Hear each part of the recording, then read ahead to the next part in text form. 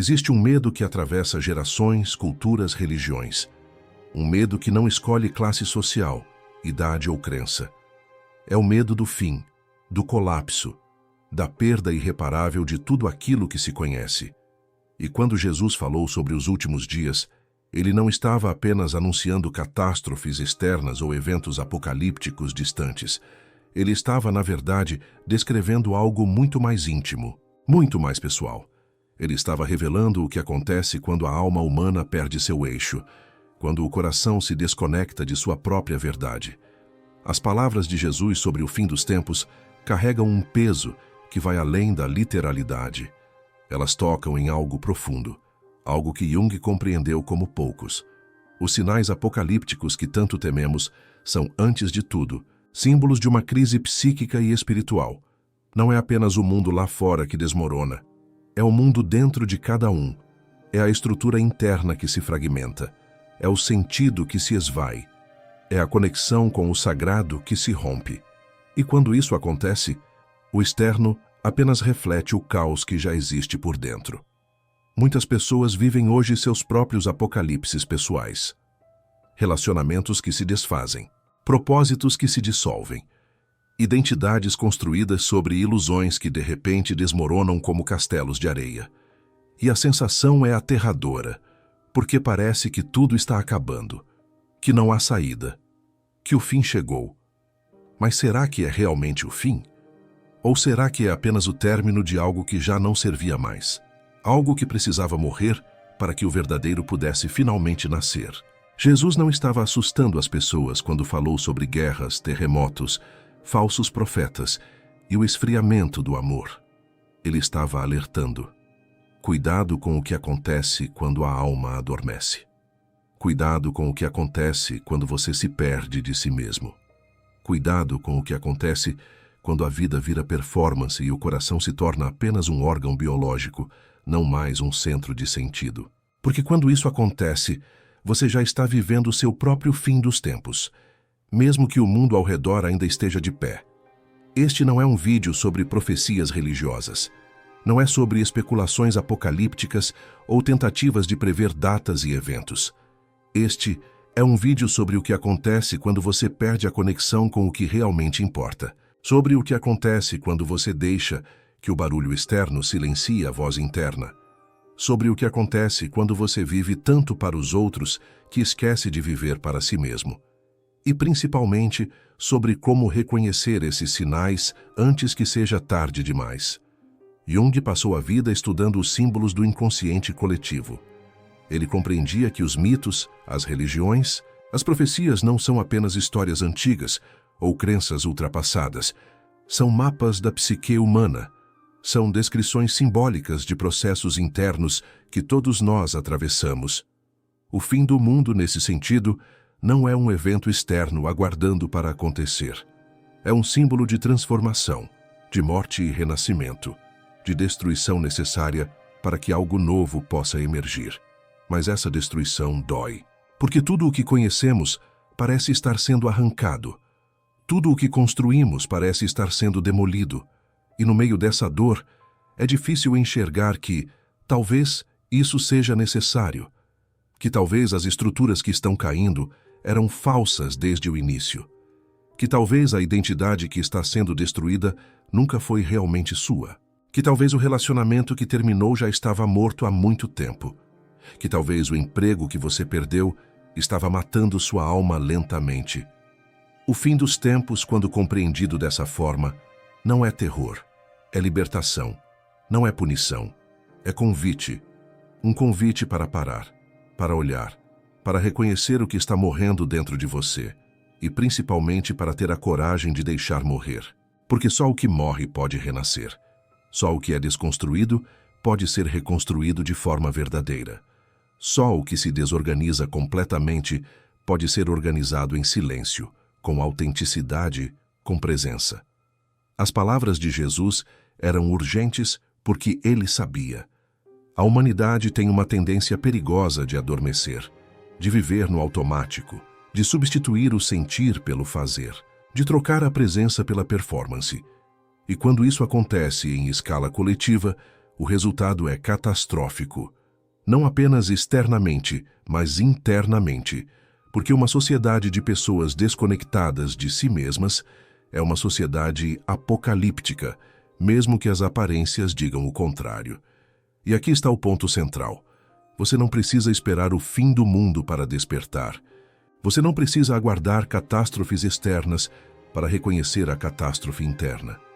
Você pode, agora mesmo, começar a prestar atenção nos sinais, na frieza que você sente, na desconexão que você experiencia, na voz que você tem silenciado, no amor que você tem deixado esfriar, nesses pequenos apocalipses diários que você tem ignorado.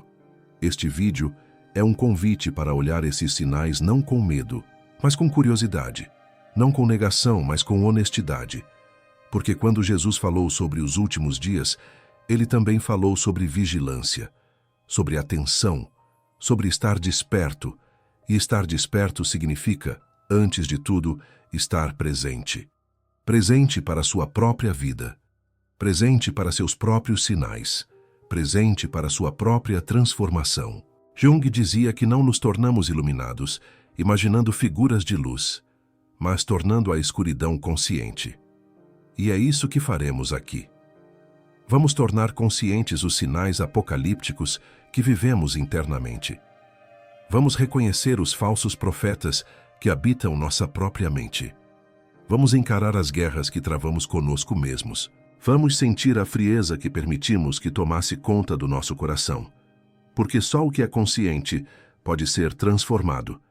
E transformação, no final das contas, é do que realmente se trata quando falamos sobre o fim dos tempos.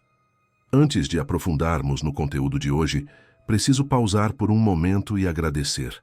Agradecer a cada um de vocês que está aqui, que escolheu dedicar seu tempo, sua atenção, sua presença a este espaço. Porque a gente sabe que o tempo é o bem mais precioso que existe. E quando você escolhe passar esse tempo aqui conosco, isso significa algo. Significa que você está em busca de algo mais profundo. Algo que vá além do entretenimento superficial ou das respostas rápidas. Você está buscando compreensão. E isso é raro, isso é valioso.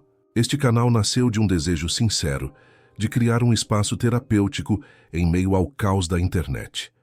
Um lugar onde as pessoas possam pausar, respirar e, principalmente, se reconhecer.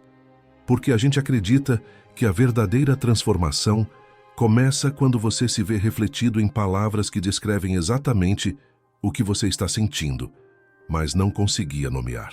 Quando alguém coloca em palavras a sua dor, a sua confusão, o seu cansaço, e você percebe que não está sozinho, que o que você sente é humano, é compreensível, é válido. A cada vídeo que criamos, a intenção é essa: olhar profundamente para aquilo que você está passando. Não para julgar, não para dar soluções mágicas, mas para acompanhar, para estar presente com você nessa jornada. Por quê? Às vezes, o que a gente mais precisa não é de alguém que resolva nossos problemas, mas de alguém que reconheça que eles existem, que valide nossa experiência, que diga: eu vejo você, eu entendo, e está tudo bem sentir o que você está sentindo. E o mais incrível é saber que este canal já alcançou pessoas de todas as cidades do Brasil, do norte ao sul, do litoral ao interior, e até inscritos de outros países, pessoas que falam outras línguas, mas que encontram aqui algo que ressoa. Porque a dor, a busca por sentido, o desejo de transformação, isso é universal. Isso não tem fronteira. E saber que essas palavras chegam tão longe, que tocam tantas vidas diferentes, isso nos enche de gratidão e de responsabilidade. Então, agora, a gente quer saber de você. Comenta aqui embaixo de qual cidade você nos acompanha. Seja de uma capital, de uma pequena cidade do interior, ou até de outro país. A gente quer saber onde você está, porque cada comentário é uma conexão real. É uma prova de que não estamos falando sozinhos. De que existe uma comunidade se formando aqui. Uma comunidade de pessoas corajosas o suficiente para olhar para dentro. E isso merece ser celebrado. Agora sim, vamos mergulhar no conteúdo de hoje. Vamos explorar juntos o que Jesus realmente disse sobre os últimos dias e como isso se conecta profundamente com o que Jung compreendeu sobre a psique humana. Vamos olhar para esses sinais não com medo, mas com a curiosidade de quem está disposto a se transformar. Porque é isso que fazemos aqui. Transformamos compreensão em cura. E hoje não será diferente. Quando Jesus falou sobre os últimos dias, suas palavras foram carregadas de imagens poderosas e perturbadoras. Guerras e rumores de guerras, terremotos em vários lugares, fome e pestilências, falsos profetas enganando multidões. E talvez a mais dolorosa de todas, o amor de muitos esfriará. Essas palavras ecoam através dos séculos, causando medo, especulação, interpretações apocalípticas. Mas o que Jesus estava realmente dizendo? Seria apenas uma previsão de eventos futuros? Ou haveria algo mais profundo, mais psicológico, mais imediato nessas palavras? A linguagem que Jesus usou não era literal no sentido científico ou jornalístico. Era simbólica. Era a linguagem dos profetas, dos visionários, daqueles que enxergam além da superfície. Ele falava em imagens, porque imagens tocam o inconsciente de uma forma que conceitos abstratos não conseguem. Quando ele menciona terremotos, não está apenas falando de fenômenos geológicos, está falando de tudo aquilo que abala as estruturas internas. Tudo aquilo que faz o chão sob seus pés tremer. Tudo aquilo que desestabiliza o que você achava que era sólido. As guerras que Jesus menciona não são apenas conflitos entre nações. São as guerras internas que cada pessoa trava consigo mesma. A guerra entre o que você deseja ser e o que você se forçou a se tornar. A guerra entre sua verdade e as expectativas externas. A guerra entre sua alma e sua persona. Essas guerras silenciosas, invisíveis aos olhos dos outros, mas devastadoras para quem as vive. E os rumores de guerras? Esses são ainda mais sutis. São as ameaças que você sente, mas não consegue nomear. A ansiedade que não tem causa aparente. O medo difuso que permeia tudo. Quando Jesus fala de falsos profetas, ele está apontando para todas as vozes que prometem salvação fácil. Todos os gurus que dizem ter a resposta. Todas as ideologias que prometem sentido instantâneo. Todas as distrações que prometem preencher o vazio. Essas vozes são ensurdecedoras na sociedade moderna. Elas vêm de todos os lados. Da publicidade que diz que você será feliz se comprar aquilo. Da autoajuda rasa que promete transformação em 3 passos simples. Dos influencers que vendem uma vida perfeita que não existe. Mas os falsos profetas não são apenas externos. Eles habitam também a própria mente. São aquelas vozes internas que dizem: você precisa ser mais, fazer mais, ter mais, provar mais. São os pensamentos que convencem você de que a paz virá quando você conquistar aquilo, quando for reconhecido, quando finalmente provar seu valor. Essas vozes mentem, elas sempre mentiram, mas são tão persuasivas, tão insistentes que você acaba acreditando. E enquanto acredita, permanece em fuga. Fuga de si mesmo. A imagem mais dolorosa que Jesus apresenta é a do amor esfriado. O amor de muitos esfriará. Essa frase carrega um peso terapêutico imenso. Ela descreve exatamente o que acontece quando você vive desconectado de si mesmo. Quando você passa tanto tempo performando, atendendo expectativas, cumprindo papéis que esquece como é sentir de verdade. O coração não para de bater, mas para de amar. Não no sentido romântico apenas, mas no sentido mais amplo. Para de se importar profundamente. Para de se conectar genuinamente. Para de estar presente. Essa frieza não é uma escolha consciente. Ninguém acorda um dia e decide ser frio. É um processo gradual. Uma anestesia emocional que vai se instalando lentamente. Primeiro, você ignora um sentimento. Depois outro. Depois mais outro. Você aprende a sorrir quando não sente vontade. A dizer que está bem quando não está. A fingir interesse quando está vazio por dentro. E com o tempo, essa distância entre o que você sente e o que você demonstra vai aumentando. Até que um dia você percebe: não sinto mais nada. E isso aterroriza. Jung compreendia profundamente esse processo. Ele falava da persona, a máscara social que usamos para sobreviver no mundo. A persona é necessária até certo ponto. Precisamos dela para funcionar socialmente. Mas quando a máscara endurece demais, quando ela se torna tão rígida que não conseguimos mais tirá-la, o coração congela por baixo dela. A pessoa se torna apenas o papel que representa. E o que é verdadeiro, o que é autêntico, fica aprisionado, sufocado, morrendo lentamente. Esse é um dos principais sinais dos últimos dias internos, quando você percebe que há muito tempo não sente nada de verdade. Quando a vida virou uma sequência de obrigações, performances, automatismos. Quando você não lembra da última vez que sentiu alegria genuína, tristeza profunda, raiva justa. Quando tudo se tornou neutro, acinzentado, mecânico. Isso não é paz, é morte em vida. É o apocalipse pessoal acontecendo em câmera lenta. Jesus não estava descrevendo eventos distantes quando falou dessas coisas. Estava descrevendo o estado da alma humana quando ela se perde de si mesma, quando ela se desconecta de sua fonte, quando ela troca o ser pelo parecer. E essa descrição é atemporal porque esse processo acontece em todas as épocas. Aconteceu há 2000 anos. Acontece hoje. Acontecerá amanhã. Porque é parte da condição humana essa tendência de se perder, de adormecer, de esquecer quem realmente somos. Mas aqui está a parte crucial. Jesus não estava apenas diagnosticando o problema. Estava também oferecendo um caminho de vigilância, de atenção, de presença. Ele estava dizendo: acorde, observe, reconheça os sinais. Não deixe que seu coração esfrie. Não deixe que os falsos profetas te enganem. Não deixe que as guerras internas te destruam. Permaneça desperto, permaneça conectado, permaneça vivo. E esse é o convite que permanece válido até hoje. As palavras de Jesus sobre os últimos dias não eram para assustar, eram para alertar, para despertar, para fazer com que as pessoas parassem e olhassem para suas próprias vidas com honestidade. E quando olhamos com honestidade, o que vemos?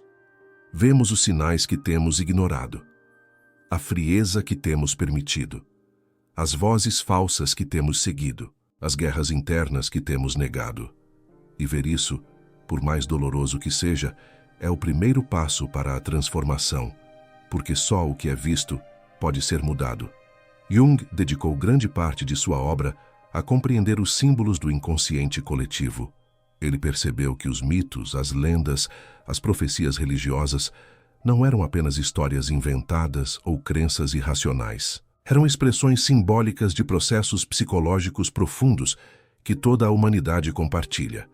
O símbolo do apocalipse, do fim do mundo, aparece em praticamente todas as culturas e religiões. E isso não é coincidência. É porque esse símbolo representa algo fundamental na experiência humana. O fim de um ciclo e o início de outro. O apocalipse, psicologicamente falando, não é um evento externo aguardando para acontecer em algum futuro distante. É um processo interno que cada pessoa atravessa múltiplas vezes ao longo da vida. É o momento em que algo dentro de você morre. Uma identidade antiga. Uma forma de ser que não funciona mais. Uma crença que sustentava sua vida, mas que agora se revela falsa. E quando isso acontece, a sensação é de fim de mundo. Porque, de certa forma, é. O mundo como você o conhecia está acabando. Muitas pessoas estão vivendo seus próprios apocalipses pessoais neste exato momento. A ruptura de um relacionamento que parecia ser para sempre. A perda de um emprego que definia sua identidade. O desmoronamento de uma estrutura familiar que parecia sólida. O colapso de uma fé religiosa que não sustenta mais suas perguntas. A dissolução de uma amizade que era fundamental. Esses são apocalipses reais, dolorosos, transformadores. E eles acontecem não porque algo está errado com você, mas porque é assim que a vida funciona, em ciclos de morte e renascimento. O problema é que a sociedade não nos ensina a lidar com fins. Somos ensinados a construir, a conquistar, a acumular, a crescer, mas ninguém nos ensina a deixar ir. Ninguém nos ensina a morrer simbolicamente. Ninguém nos ensina que o fim é tão importante quanto o começo, e por causa disso, quando o fim chega, ficamos desesperados. Tentamos segurar o que está se desfazendo. Tentamos consertar o que precisa ser destruído. Tentamos manter vivo o que já morreu. E esse esforço para evitar o fim apenas prolonga o sofrimento. Jung entendia que o processo de individuação, que é o processo de se tornar quem você realmente é, necessariamente envolve múltiplas mortes simbólicas. Você precisa morrer para a criança que era e nascer para o adolescente. Precisa morrer para o adolescente e nascer para o adulto. Precisa morrer para as identidades falsas que construiu e nascer para sua verdadeira natureza. Cada transição é uma pequena morte. E cada morte, quando vivida conscientemente, é uma oportunidade de renascimento mais autêntico.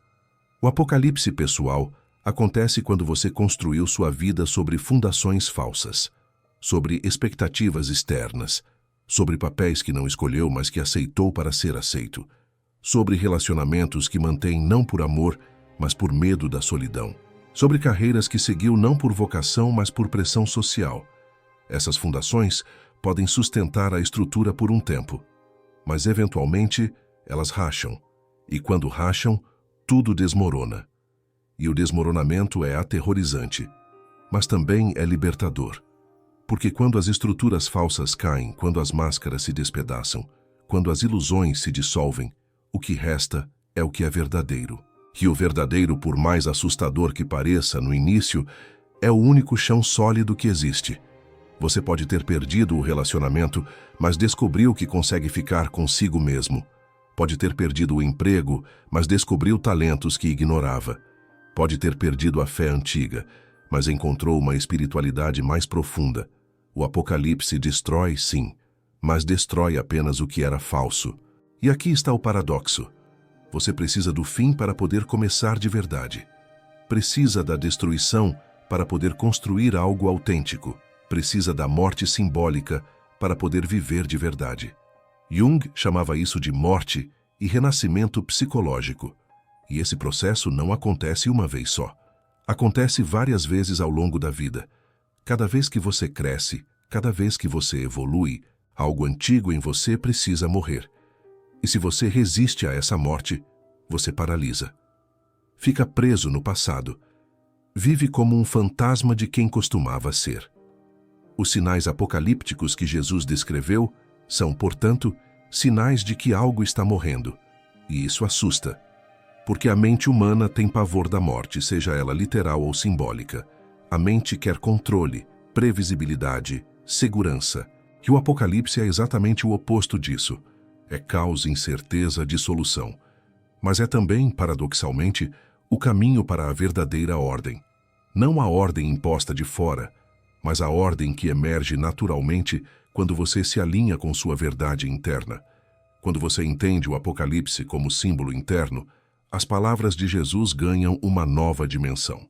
Ele não estava falando de um evento futuro que deveria ser temido. Estava falando de um processo contínuo que deveria ser reconhecido. Estava dizendo, preste atenção.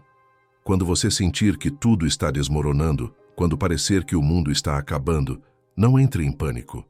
Entre em consciência. Reconheça que algo antigo está morrendo. E ao invés de tentar ressuscitar o que precisa morrer, tenha a coragem de deixar ir.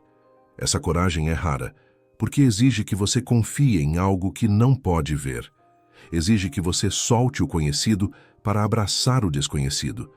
Exige que você deixe morrer quem você era para permitir que nasça quem você pode ser. E no meio desse processo, há um vazio. Um espaço liminal onde você não é mais quem era, mas ainda não é quem será. Jung chamava isso de noite escura da alma. E é nessa noite, nessa escuridão, nesse vazio apocalíptico, que a verdadeira transformação acontece. O fim, portanto, não é o término, é o recomeço. Não é a destruição final, é a desconstrução necessária. Não é o colapso sem sentido, é a reorganização profunda. E quando você entende isso, quando você para de resistir ao apocalipse interno e começa a colaborar com ele, algo muda. Você para de ser vítima das circunstâncias e se torna participante ativo da sua própria transformação. E nesse lugar, mesmo no meio da destruição, há uma estranha paz, A paz de quem sabe que o que está morrendo precisa morrer e que do outro lado algo mais verdadeiro vai nascer. O amor de muitos esfriará. Dessas palavras de Jesus, talvez essa seja a mais devastadora, porque descreve algo que todos nós já sentimos, em algum grau, mas que poucos têm coragem de admitir. A sensação de estar vivo, mas não estar realmente vivendo, de ter o coração batendo, mas não sentindo, de estar em relacionamentos, mas não estar presente, de passar pelos movimentos da vida sem verdadeiramente habitá-la. Essa frieza não é uma escolha consciente. É o resultado de anos de desconexão, de adaptação forçada, de repressão emocional, de sobrevivência ao custo da vitalidade. Quando você era criança, provavelmente sentia tudo intensamente. Alegria era êxtase, tristeza era desespero, raiva era vulcão, amor era entrega total. Você não tinha filtros, não tinha máscaras, não tinha controle. Você simplesmente sentia. E essa intensidade era, ao mesmo tempo, sua força e sua vulnerabilidade. Porque em um mundo que valoriza controle, compostura, racionalidade, sentir intensamente é perigoso, é desconfortável, é inconveniente. E então, lentamente, você aprendeu a não sentir, ou pelo menos, a não demonstrar que sente. Primeiro foram os adultos dizendo: não chore, seja forte, não reaja assim, controle-se. Depois foram os colegas, os amigos, a sociedade reforçando essas mensagens. Emoções intensas são sinal de fraqueza. Vulnerabilidade é vergonhosa. Sensibilidade é problema. E você, querendo ser aceito, querendo sobreviver, começou a reprimir, a empurrar para baixo, a esconder. E com o tempo, essa repressão se tornou automática. Você nem percebe mais quando está fazendo isso. Simplesmente não sente. Ou sente tão pouco, tão superficialmente, que mal registra. A frieza do coração não é ausência de emoção. É ausência de presença. É estar em um lugar, mas não estar realmente ali. É conversar com alguém, mas não estar escutando. É viver experiências, mas não estar experienciando. É uma forma de dissociação sutil que se torna crônica. Você fica espectador da própria vida. Vê tudo acontecer, mas não participa realmente. Não se envolve profundamente. Não se arrisca autenticamente. Porque se arriscar é sentir. E sentir pode doer. E você já decidiu consciente ou inconscientemente que preferir não sentir. Jung compreendia que essa frieza era, na verdade, uma defesa, uma forma de proteger a criança interior que foi machucada demais. Quando você sente demais e é punido por isso, quando você ama demais e é abandonado, quando você se entrega demais e é traído, você aprende. Você aprende que sentir é perigoso, que amar é se expor, que estar presente é se tornar vulnerável. E então você se retira, constrói muros, desenvolve a persona fria, controlada, impermeável. E essa persona te protege, sim, mas também te aprisiona. Porque por trás dessa frieza existe uma criança com medo. Existe um coração que ainda quer amar, mas não sabe mais como. Existe uma alma que ainda quer se conectar, mas esqueceu o caminho. E essa desconexão interna se manifesta externamente. Você olha para seus relacionamentos e percebe que são superficiais. Olha para seu trabalho e percebe que é mecânico. Olha para sua vida e percebe que é sem cor. E você se pergunta: como cheguei aqui? Quando foi que eu deixei de sentir? A resposta é que foi gradual. Foi uma série de pequenas mortes. Cada vez que você sentiu algo profundo e foi invalidado. Cada vez que você se abriu e foi rejeitado. Cada vez que você amou e foi machucado. Cada experiência adicionou uma camada de gelo ao redor do coração. E agora, anos depois, o coração está tão congelado que você nem lembra mais do calor.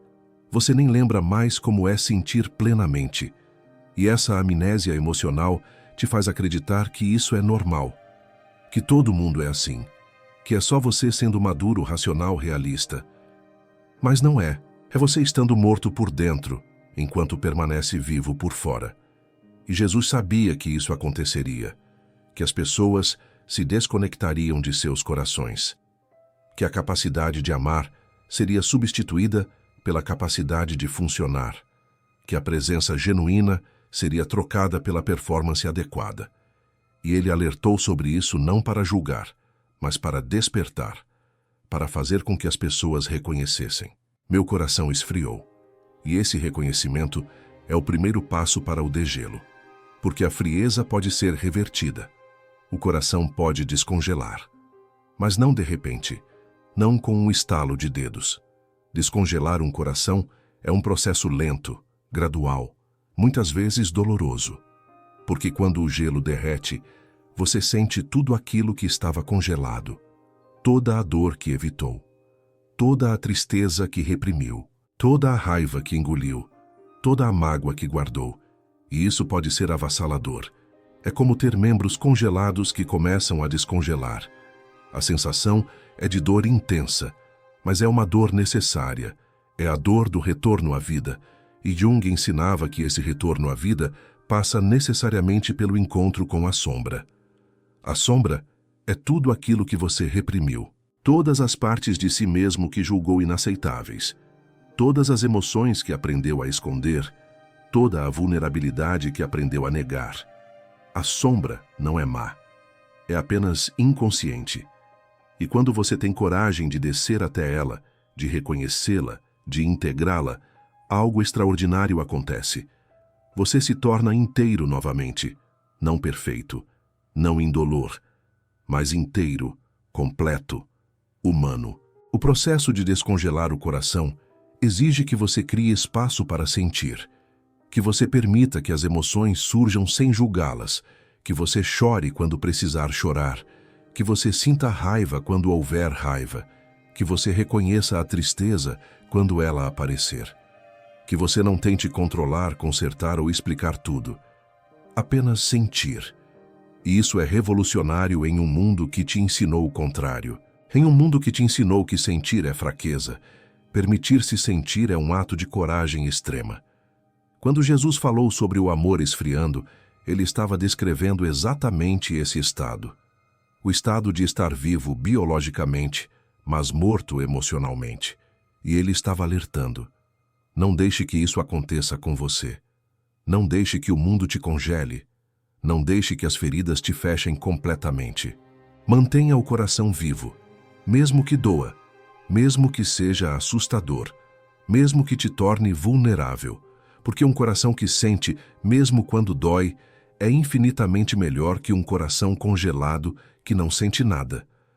Chegamos a um ponto importante deste vídeo e preciso fazer uma pausa para algo essencial. Todos os dias, recebo comentários e mensagens de pessoas que se identificam profundamente com o conteúdo deste canal. Pessoas que dizem que esses vídeos as ajudam a compreender o que estão passando, que as palavras aqui expressam exatamente o que sentiam, mas não conseguiam nomear, que encontram neste espaço um momento de acolhimento e clareza em meio ao caos, e isso é profundamente gratificante. Saber que essas reflexões chegam até vocês e fazem diferença é o que motiva a continuidade deste trabalho. Mas também percebo algo importante. Muitas pessoas usam esses vídeos como apoio, como compreensão, como validação. E isso é maravilhoso, mas compreensão sozinha não transforma. Insight sem ação permanece apenas como conhecimento, e conhecimento sem aplicação não cura.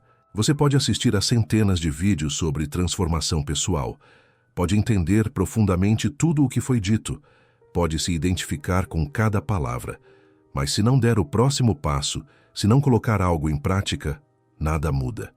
A compreensão precisa se tornar movimento, e é exatamente por isso que desenvolvemos o e-book Como Transformar Dor Emocional em Força. Porque eu sei que muitas pessoas querem dar esse próximo passo, mas não sabem por onde começar. Sentem que precisam fazer algo, mas se sentem perdidas sobre o que exatamente fazer. Entendem que precisam mudar, mas não têm um mapa prático para isso. E esse e-book é exatamente isso, um guia prático passo a passo para você começar a aplicar todo esse conhecimento na sua vida real. Não é teoria abstrata. São passos concretos que você pode começar a implementar hoje. São exercícios que vão te ajudar a identificar padrões, a reconhecer suas defesas, a trabalhar com suas emoções de forma saudável, a reconstruir sua vida de dentro para fora. É o complemento prático para todo o conteúdo que compartilhamos aqui. Porque uma coisa é entender que seu coração esfriou. Outra coisa é saber como descongelá-lo. E é isso que o e-book oferece. O como. Os passos práticos. A estrutura para a transformação. O link para o e-book está fixado no primeiro comentário deste vídeo. Se você sente que está pronto para dar o próximo passo, para sair da compreensão e entrar na ação, para transformar o que você entendeu em mudança real, esse material foi feito para você. Porque no final das contas, o que realmente importa não é o quanto você sabe sobre si mesmo, mas o quanto você está disposto a fazer com esse conhecimento. E esse fazer, essa ação, é o que separa quem apenas entende de quem realmente se transforma. Agora, vamos continuar com nosso conteúdo, porque ainda temos muito a explorar sobre o que Jesus disse e como isso se conecta com os processos profundos da psique humana que Jung compreendeu tão bem. Jesus alertou sobre falsos profetas que viriam enganar muitos. E ao longo da história, inúmeros foram os que surgiram prometendo salvação, verdade absoluta, caminhos fáceis para a iluminação. Mas os falsos profetas mais perigosos não são os externos. Não são os gurus charlatães ou os líderes manipuladores. Os falsos profetas mais destrutivos são aqueles que habitam a própria mente. São as vozes internas que soam convincentes, racionais, até benevolentes, mas que na verdade te mantêm aprisionado em padrões autodestrutivos. Essas vozes são tão familiares que você as confunde com sua própria identidade. Mas elas não são você. São construções, defesas, internalizações de mensagens externas que você absorveu ao longo da vida. A primeira voz falsa é a da insuficiência. Ela sussurra constantemente. Você não é o suficiente. Não é inteligente o suficiente. Não é bonito o suficiente. Não é bem-sucedido o suficiente. Não é digno o suficiente. Essa voz tem uma qualidade hipnótica. Ela repete as mesmas mensagens incansavelmente até que você acredite. E quando você acredita, toda a sua vida se organiza ao redor dessa crença. Você trabalha excessivamente para provar seu valor. Você se compara constantemente com os outros. Você nunca descansa, porque descansar seria admitir que você é, de fato, insuficiente. Essa voz te mantém em perpétua inadequação. E você obedece, achando que é motivação quando, na verdade, é autossabotagem. A segunda voz falsa é a do controle. Ela diz: você precisa controlar tudo. Se você planejar perfeitamente, se você antecipar todos os problemas, se você nunca relaxar a vigilância, então estará seguro. Essa voz nasce do medo, medo de ser pego desprevenido, medo de falhar, medo de ser vulnerável. E ela promete que o controle é a solução, mas o controle total é uma ilusão. A vida é fundamentalmente incontrolável. E quanto mais você tenta controlar, mais ansioso você fica, porque você está lutando contra a própria natureza da realidade. Essa voz te mantém em estado constante de tensão, hipervigilância, esgotamento. E você obedece, achando que é responsabilidade quando, na verdade, é aprisionamento. A terceira voz falsa é a da comparação. Ela diz: olhe para os outros. Olhe o quanto eles estão à frente de você. Olhe o quanto eles têm que você não tem. Olhe o quanto você está falhando em comparação. Essa voz é alimentada pelas redes sociais, pela cultura do sucesso, pela mentalidade competitiva. E ela é absolutamente destrutiva. Porque quando você vive comparando, você nunca está presente na sua própria vida. Está sempre olhando para o lado, medindo, julgando, sentindo-se inferior ou superior. E ambos os estados são ilusórios, porque você não está vivendo sua vida. Está vivendo em relação à vida dos outros. Essa voz te mantém em constante inveja, ressentimento ou arrogância. Nenhum desses estados é real. Nenhum desses estados é seu. A quarta voz falsa é a da urgência. Ela diz: você precisa fazer agora. Não há tempo. Você está atrasado. Todos já começaram. Você está perdendo. Corra. Essa voz cria uma sensação de pânico constante, como se a vida fosse uma corrida que você está perdendo, como se houvesse um cronômetro invisível marcando o tempo que você desperdiçou. Essa voz não te deixa descansar, não te deixa processar, não te deixa sentir, porque sentir leva tempo, processar leva tempo. E segundo essa voz, tempo é o que você não tem. Então você vive em pressa perpétua, atropelando sua própria experiência, perdendo o presente em nome de um futuro que nunca chega. Essa voz te mantém em modo de sobrevivência crônico. A quinta voz falsa é a do merecimento. Ela diz: você não merece isso, não merece ser feliz, não merece descansar, não merece amor. Você fez coisas ruins, você é falho, você precisa se punir. Essa é talvez a mais cruel de todas as vozes, porque ela te transforma em seu próprio algoz. Você sabota suas próprias conquistas. Você destrói relacionamentos bons. Você recusa alegrias simples, porque no fundo acredita que não merece. Essa voz nasce de culpa, vergonha, julgamento internalizado. E ela te mantém em um ciclo de autopunição que nunca termina. Porque não importa o quanto você se puna, nunca é suficiente para essa voz. Ela sempre exigirá mais penitência. Jung chamaria essas vozes de complexos autônomos, partes da psique que ganharam vida própria e operam quase independentemente da consciência. Elas se formam a partir de experiências traumáticas, mensagens repetidas, condicionamentos sociais. E uma vez formadas, elas agem como pequenos programas automáticos rodando em segundo plano, influenciando pensamentos, sentimentos e comportamentos sem que você perceba. A pessoa acha que está pensando por si mesma, quando, na verdade, está sendo dirigida por esses complexos, por essas vozes falsas, por esses falsos profetas internos. O perigo dessas vozes é que elas soam verdadeiras. Elas usam sua própria voz mental. Elas se apresentam como fatos, não como interpretações. Elas dizem, eu sou insuficiente, ao invés de, eu me sinto insuficiente. Elas dizem, preciso controlar, ao invés de, estou com medo. Elas eliminam a distância entre você e o pensamento. E quando não há distância, não há perspectiva, não há escolha. Você simplesmente obedece. E essa obediência te mantém preso em padrões que não servem mais, se é que um dia serviram. Reconhecer essas vozes é o primeiro passo para desidentificar-se delas. E desidentificar-se significa criar espaço entre você e o pensamento. Significa perceber. Isso é uma voz, não é a verdade. Isso é um padrão, não é a realidade. Isso é uma defesa, não é quem eu sou. E quando você cria esse espaço, quando você consegue observar essas vozes, ao invés de ser tragado por elas, algo muda. Você recupera sua agência. Você percebe que pode escolher não obedecer, que pode questionar, que pode, inclusive, silenciar essas vozes.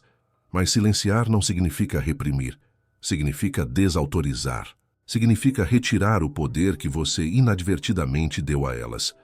Quando a voz da insuficiência aparecer, você não precisa brigar com ela ou tentar convencê-la do contrário. Você simplesmente reconhece.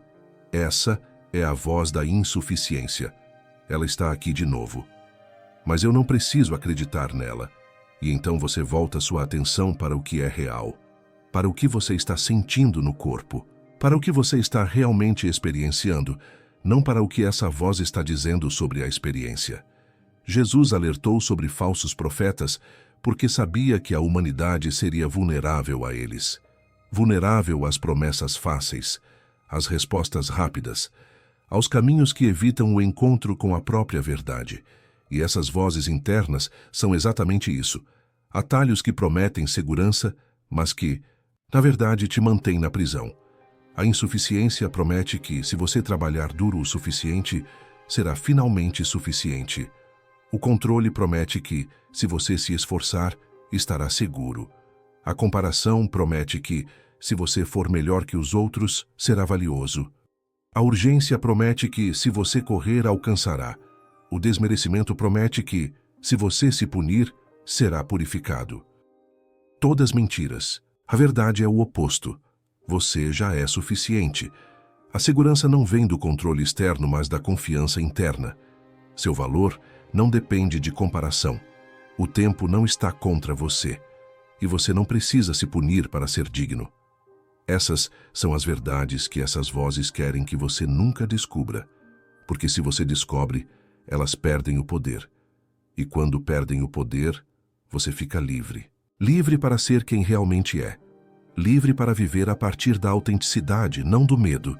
E essa liberdade é o que os falsos profetas internos mais temem. Porque é ela que os dissolve. Ouvireis de guerras e rumores de guerras. Essa foi uma das imagens que Jesus usou ao descrever os últimos dias. E superficialmente, parece uma descrição de conflitos geopolíticos, de violência entre nações, de caos externo. Mas se olharmos mais profundamente, veremos que Jesus estava descrevendo também uma realidade interna. A guerra que acontece dentro de cada pessoa. A batalha constante entre quem você é e quem você acha que deveria ser. Entre o que você sente e o que você acha que deveria sentir. Entre o que você deseja e o que você acha que deveria desejar. Essa guerra interna é, muitas vezes, mais devastadora que qualquer conflito externo. A guerra interna começa cedo. Começa quando você percebe que partes de você não são aceitas. Quando você expressa raiva e é punido. Quando você mostra tristeza e é invalidado. Quando você demonstra alegria e é ridicularizado. Quando você revela vulnerabilidade e é rejeitado. Cada uma dessas experiências cria uma divisão interna.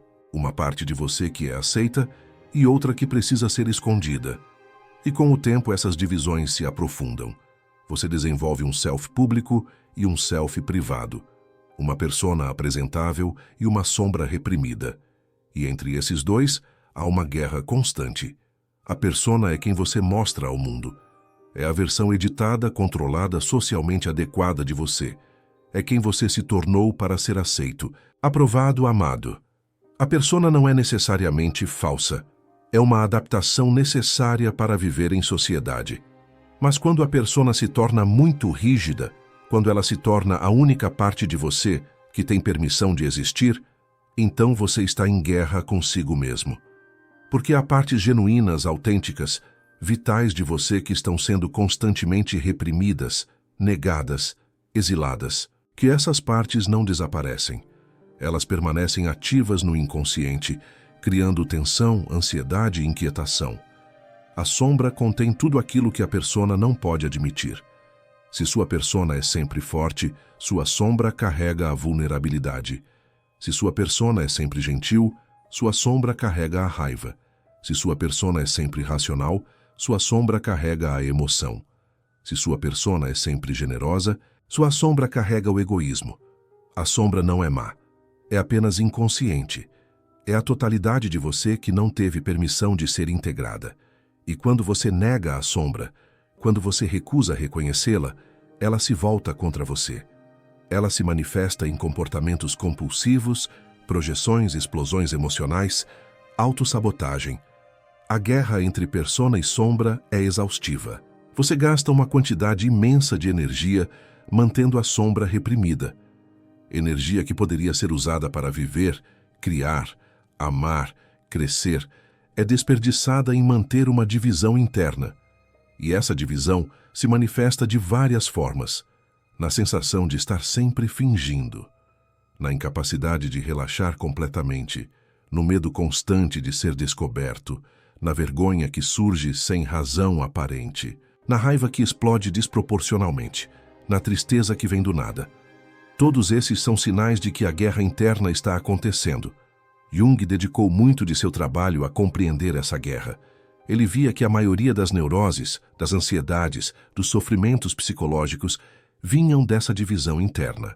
E ele propunha que a cura não estava em fortalecer a persona, ou em reprimir ainda mais a sombra. A cura estava na integração, em trazer à consciência o que estava inconsciente, em reconhecer a sombra, dialogar com ela, integrá-la.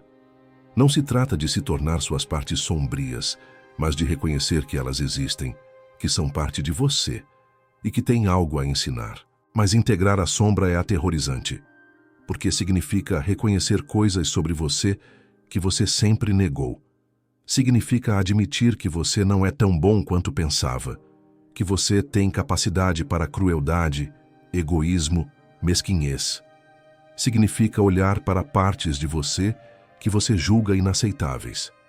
E esse olhar exige coragem imensa, porque vai contra tudo o que você construiu, contra toda a imagem de si mesmo que você sustentou. Mas sem esse olhar a guerra continua, e uma guerra interna contínua eventualmente te destrói.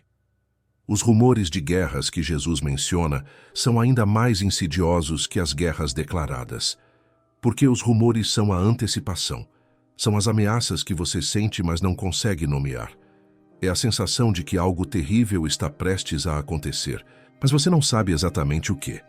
É a ansiedade difusa que permeia tudo. Internamente, os rumores de guerra são os medos não reconhecidos, os traumas não processados, as memórias reprimidas que ameaçam emergir. São as partes de você que batem à porta da consciência, pedindo para serem vistas, mas que você continua ignorando.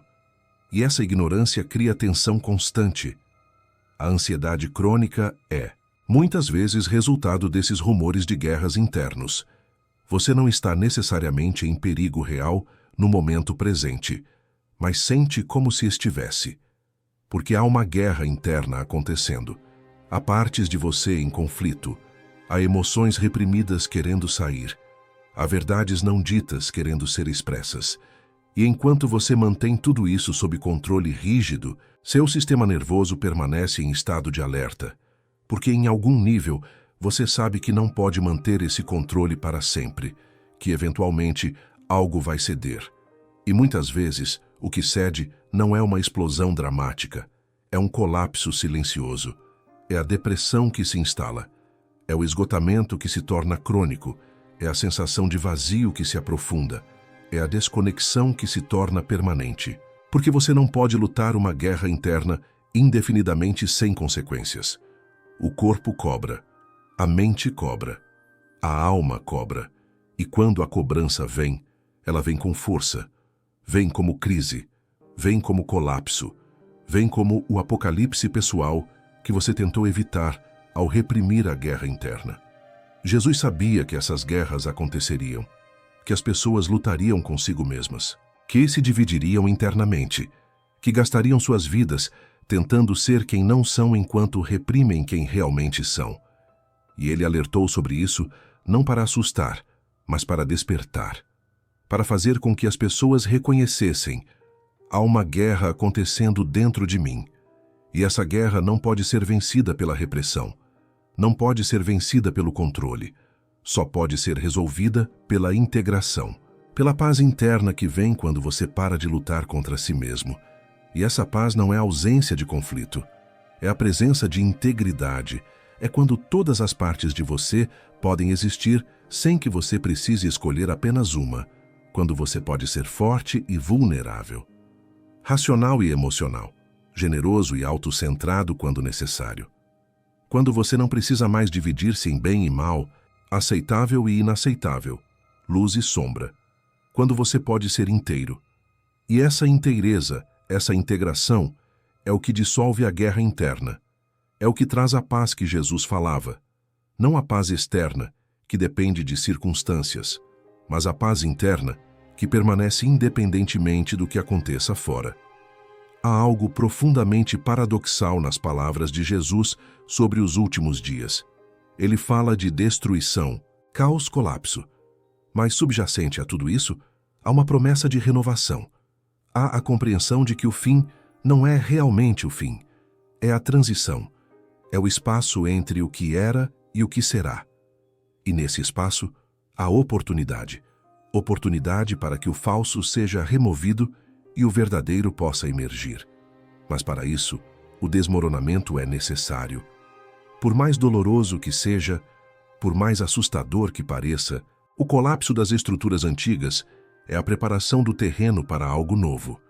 Jung usava uma imagem poderosa para descrever esse processo: a noite escura da alma. É o momento na jornada de individuação onde tudo parece perdido, onde a pessoa sente que está se desfazendo, que está perdendo a si mesma, que está caindo em um abismo sem fundo. E esse momento é aterrorizante, porque toda a estrutura de significado que sustentava a vida parece estar se dissolvendo. As crenças que pareciam sólidas revelam-se frágeis. Os relacionamentos que pareciam eternos mostram-se temporários. As identidades que pareciam essenciais mostram-se construídas. E no meio dessa dissolução há pânico. Mas Jung compreendia que essa noite escura não era o fim da jornada. Era, na verdade, o centro dela. Era o ponto de virada. Porque é na escuridão mais profunda que a transformação real acontece. É quando você perde tudo o que achava que era essencial que descobre o que é realmente essencial. É quando as máscaras caem completamente que seu verdadeiro rosto pode aparecer. É quando as defesas falham que sua verdadeira força emerge. A noite escura não é destruição sem propósito, é desconstrução com intenção. É o desmonte cuidadoso de tudo que é falso para que o verdadeiro possa ser construído. Na vida prática, o desmoronamento vem de muitas formas. Vem como o fim de um relacionamento que você achava que duraria para sempre. Vem como a perda de um emprego que definia sua identidade. Vem como uma doença que força você a parar. Vem como uma crise existencial que questiona tudo em que você acreditava. Vem como um luto que te leva aos confins da dor. Cada uma dessas experiências é um desmoronamento. E cada desmoronamento é uma oportunidade disfarçada de catástrofe. Oportunidade de reconstruir em bases mais sólidas, mais verdadeiras, mais suas. Mas para que essa oportunidade seja aproveitada, você precisa parar de resistir ao desmoronamento. Precisa parar de tentar segurar o que está caindo. Precisa parar de tentar consertar o que precisa ser destruído. Porque a resistência apenas prolonga a agonia. É como tentar segurar as paredes de uma casa enquanto o terremoto acontece. Você não impede o colapso. Você apenas fica soterrado quando ele finalmente acontece. A sabedoria está em reconhecer. Isso precisa cair. E então sair do caminho, deixar que caia, e confiar que do outro lado haverá espaço para reconstruir. Essa confiança é difícil, porque exige que você acredite em algo que não pode ver, que você tenha fé de que o outro lado existe mesmo quando está no meio da escuridão, que você mantenha a esperança de que algo novo nascerá mesmo quando tudo parece estar morrendo. E essa fé, essa confiança, essa esperança não são ingenuidade. São atos de coragem profunda. São escolhas conscientes de não desistir, mesmo quando tudo em você quer desistir. São a recusa em acreditar que o desmoronamento é o fim, quando na verdade é o meio. Jung falava sobre o processo de mortificatio na alquimia psicológica. Mortificatio é a morte simbólica. É o apodrecimento necessário antes da renovação.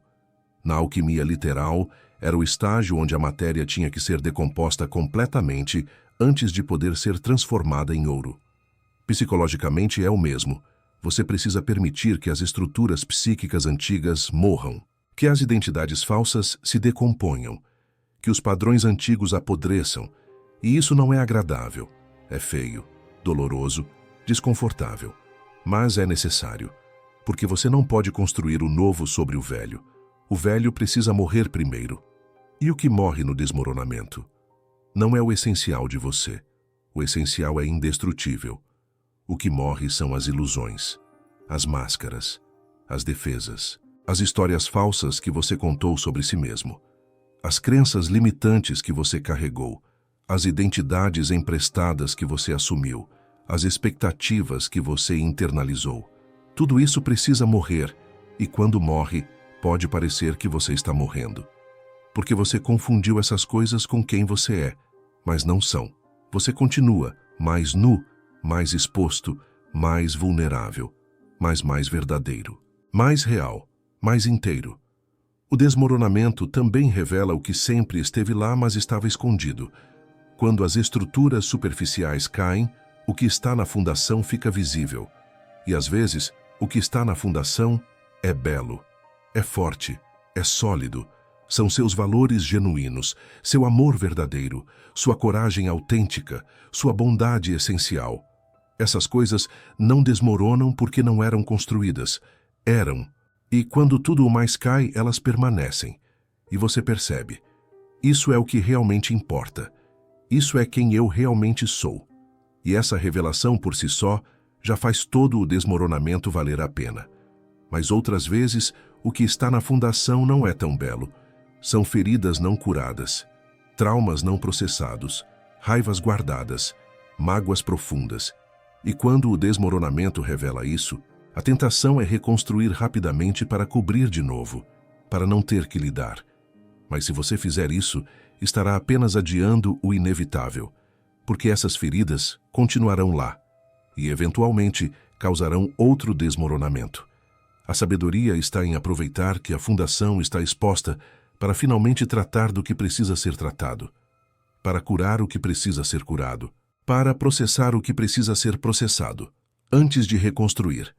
Jesus sabia que a humanidade precisaria desses desmoronamentos, que as estruturas falsas precisariam cair para que as verdadeiras pudessem ser construídas. Ele não estava prometendo um caminho fácil, estava descrevendo o caminho necessário, e esse caminho passa pela destruição, passa pela morte simbólica, passa pelo apocalipse pessoal, mas também passa pela ressurreição, porque após a destruição vem a reconstrução, após a morte vem o renascimento, após o apocalipse vem o novo céu e a nova terra. Mas você não chega ao segundo sem passar pelo primeiro. E aqui está a coisa mais importante sobre o desmoronamento.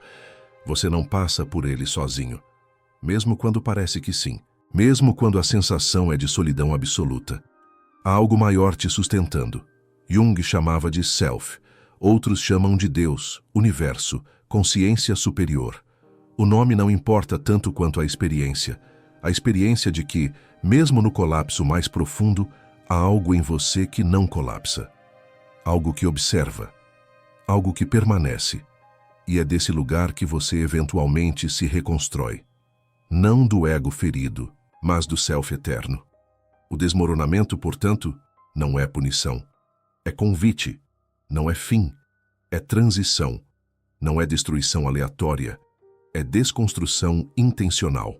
E quando você entende isso, quando para de ver o desmoronamento como inimigo e começa a vê-lo como aliado, algo muda. Você relaxa na queda. Você confia no processo. Você permite que o velho morra sabendo que o novo está esperando para nascer. E nessa permissão, nessa rendição, há uma estranha paz. A paz de quem parou de lutar contra o inevitável. A paz de quem sabe que, do outro lado do fim, há um começo. E que esse começo será mais verdadeiro do que tudo que veio antes. Vigiai, pois não sabeis o dia nem a hora.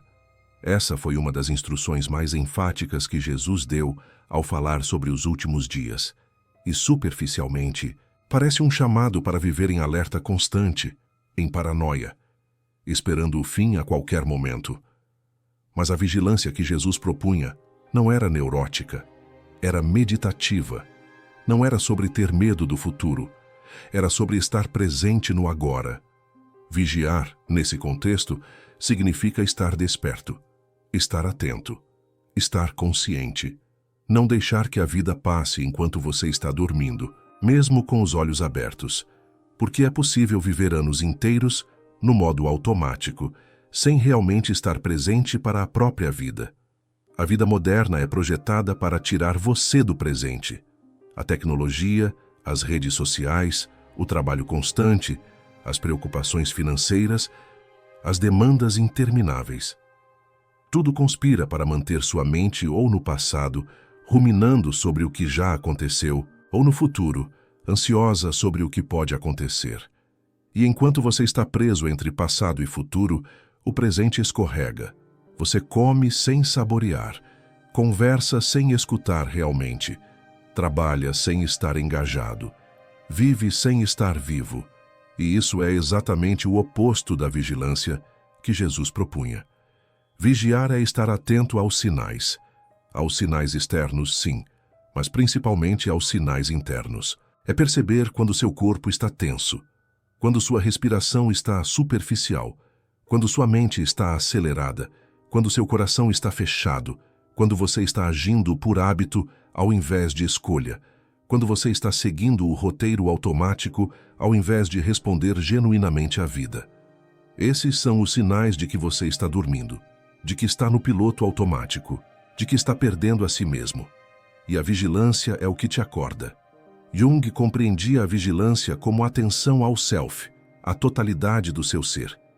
Ele via que a maioria das pessoas vive identificada apenas com o ego, com a pequena porção consciente da psique. E essa identificação é limitante. Porque o self é muito maior que o ego. O self inclui o inconsciente, a sombra, os arquétipos, toda a riqueza psíquica, que está além da consciência ordinária. E quando você está vigilante, quando está atento, você começa a perceber os sinais do self. Os sonhos que trazem mensagens, os sintomas que indicam desequilíbrios, as sincronicidades que apontam caminhos, as intuições que guiam escolhas. Mas para perceber esses sinais, você precisa estar quieto, precisa criar espaço, precisa parar de estar constantemente ocupado, distraído, entorpecido. A vigilância requer uma qualidade de silêncio interno. Não o silêncio da ausência de som, mas o silêncio da ausência de barulho mental. Quando a mente para de tagarelar incessantemente, quando o diálogo interno se aquieta, quando você pode simplesmente estar sem precisar estar fazendo, planejando, analisando, julgando. Nesse silêncio, a percepção se aguça. Você começa a notar coisas que antes passavam despercebidas. A vigilância também é perceber os próprios padrões. É reconhecer quando você está repetindo comportamentos antigos que não servem mais. Quando está reagindo a partir de feridas não curadas. Quando está projetando seu passado no presente. Quando está sabotando seu próprio progresso. Esses padrões são tão automáticos, tão arraigados, que geralmente acontecem sem que você perceba. Você simplesmente age e depois se pergunta: por que eu fiz isso de novo? A vigilância é o que te permite capturar o padrão no momento em que ele surge, antes que ele te capture. Quando você se torna vigilante, começa a perceber os gatilhos, aquelas situações, palavras, gestos que disparam reações desproporcionais em você, que te levam de 0 a 100 instantaneamente, que fazem você perder o controle. Esses gatilhos são sinais de feridas não curadas, de traumas não processados, de partes de você que ainda estão presas em experiências passadas. E a vigilância te permite reconhecer.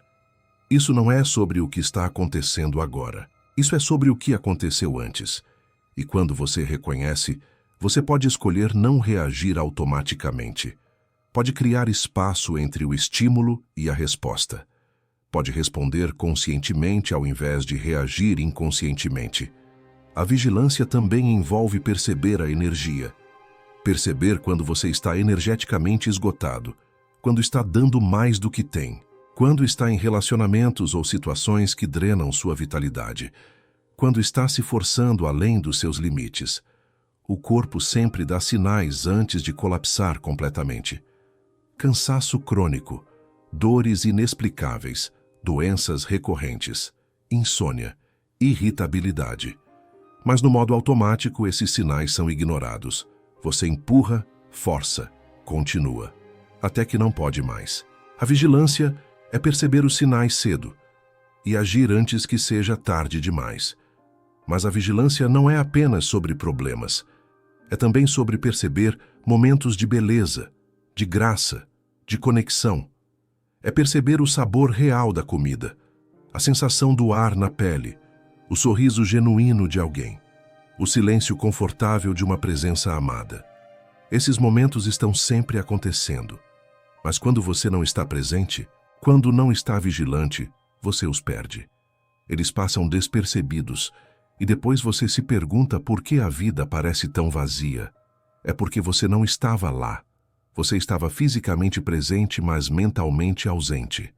Jesus enfatizou a vigilância porque sabia que a vida é fugaz, que os momentos importantes são fáceis de perder, que as oportunidades de transformação aparecem e desaparecem rapidamente, que se você não estiver desperto, você vai perder. Vai perder os sinais da sua própria alma. Vai perder as oportunidades de cura. Vai perder os momentos de conexão real. Vai perder a própria vida enquanto está ocupado vivendo no passado ou no futuro. E quando perceber, será tarde demais. A vigilância, portanto, é uma prática. Não é algo que você consegue uma vez e pronto. É algo que você cultiva diariamente, momento a momento. É a escolha constante de voltar ao presente, de perceber quando a mente vandeirou, de trazer a atenção de volta. É como fortalecer um músculo. No início, é difícil. Você percebe que passa a maior parte do tempo distraído. Mas com a prática, a vigilância se torna mais natural.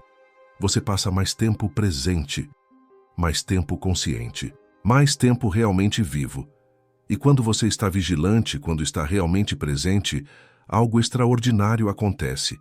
A vida ganha profundidade, as cores ficam mais vívidas, os sabores mais ricos, as conversas mais significativas, os momentos mais preciosos. Porque você está realmente lá, não apenas o seu corpo, mas você inteiro. E nessa presença total, há uma qualidade de experiência que é impossível quando você está no automático.